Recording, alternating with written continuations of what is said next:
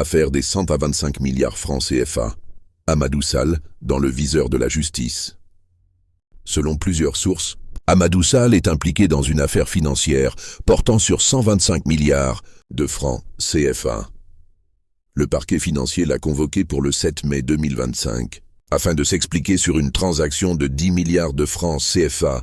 Une partie de cette somme aurait transité par le compte de la société Woodrose Investment Ltd, hébergée à la banque NSIA et gérée par Ndai Seynabou Ndiaye. Cette dernière aurait établi une procuration au profit d'Amadou Sall pour la gestion du compte, laissant ainsi supposer qu'il en serait le bénéficiaire économique.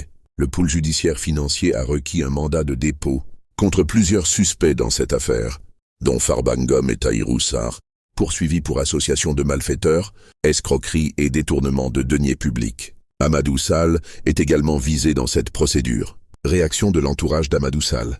L'entourage d'Amadou Sall affirme que le montant mis en cause proviendrait de la vente d'un terrain offert par son père, une opération qui aurait été menée par le député-maire Farba Ngom. Cette vente expliquerait, selon eux, les transferts enregistrés entre les comptes de Woodrose Investment Ltd et ceux de Farba Ngom. Contexte politique et judiciaire.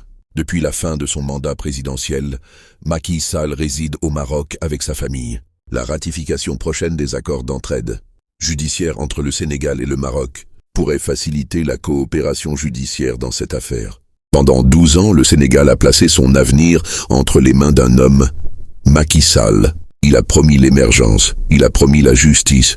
Mais dans l'ombre, se construisait une dynastie. La dynastie Faisal.